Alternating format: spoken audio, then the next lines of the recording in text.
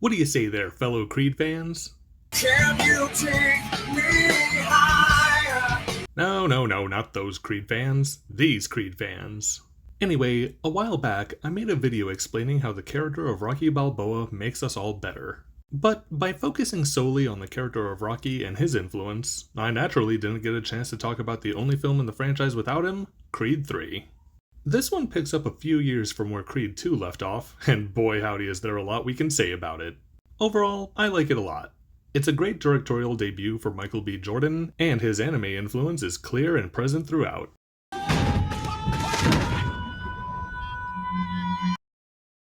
Yeah! But for this video, I want to focus on the movie's antagonist, Damian Anderson. I want to get into his character, his motivations, and what ultimately leads to his downfall by the end.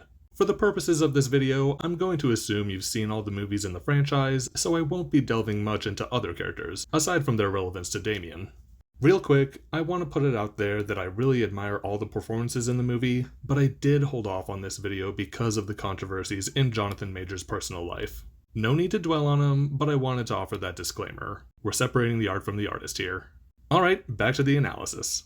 As far as backstory goes, a young Adonis sneaks off with a young Damian to watch him compete in an underground boxing match. After Damian's victory, they drive off, talking about all they're gonna do once he makes it big in the boxing world. Adonis recognizes this guy from their past, a fight breaks out, Damian gets arrested after escalating things too far, and he gets a longer sentence due to a prior criminal history.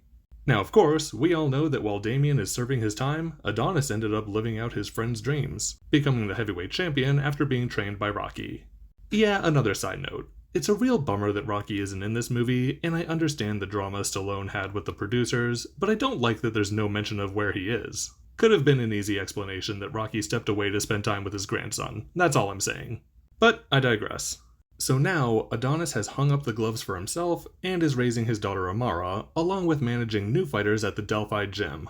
Most prominent amongst these is reigning champion Felix Chavez, who has a tendency to rough up his sparring partners, and Adonis has to give him some advice. You gotta be ready to fight Drago in 4 weeks, but it's not always about how hard you can hit. It's about control, focus. I'm mad you didn't finish the whole line.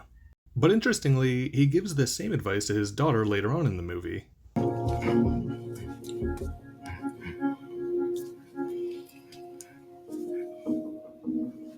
Yeah, put a pin in this, it'll be important later. So Damian gets released, meets up with Adonis, and still wants a shot at the championship. He pressures Adonis by reminding him of the lucky shot he himself had, and even plays the card of what Apollo did for Rocky. If Apollo Creed could take a chance on some underdog, why can't you? And while Donnie can't offer him a title shot, he agrees to hire his old friend as Felix's sparring partner. And what was that I was saying about Felix being aggressive in sparring? Work yourself out the clinch. Let's do it. Hey, who's that? Hey, you get the clean, huh? Oof. Well, that went about as well as expected. And from this point on, Damian pulls some underhanded moves and sabotage tactics to make his way into the ring with Chavez for the title fight. And to absolutely no one's surprise, he fights aggressive and uses dirty moves to come out on top. By the way, I know it's been said before, but this moment where Dame is celebrating his win and Adonis is disappointed in what he did to Chavez is such a great piece of acting from the two of them. Damian feels on top of the world, but when Donnie clearly disapproves of how he got there, this is the tipping point for Dame.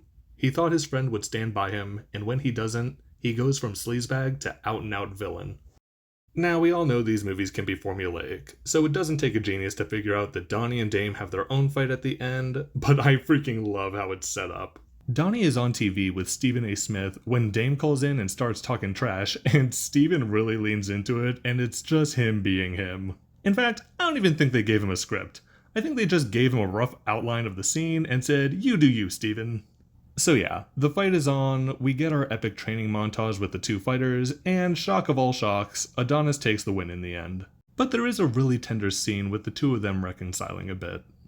We were just kids, bro. It ain't on you. It wasn't on you either. And this is where I have to provide full context. Remember when I mentioned that dude Adonis fought as a kid? It turns out, before he was adopted by Apollo's widow Marion, this guy Leon was a foster parent for him and Damian and abused them the entire time. So we're starting from that kind of upbringing. And once Damian is arrested following the fight outside the store, Marion keeps his letters to Donnie away from him because she doesn't want that kind of negative influence in his life. All the while, Dame sees Adonis achieve everything he aspired to. And then once he gets out of prison to rejoin society, his perception is that his childhood friend doesn't want to help him out with a title fight, and even once he manages to reach that point, he just looks at him with nothing but disappointment and disdain. Now let's take all these emotions and everything he perceives into account. Remember when I told you to put a pin in those 2 earlier scenes? But it's not always about how hard you can hit. It's about control. For Damian, it was all about how hard he could hit. It was all about violence.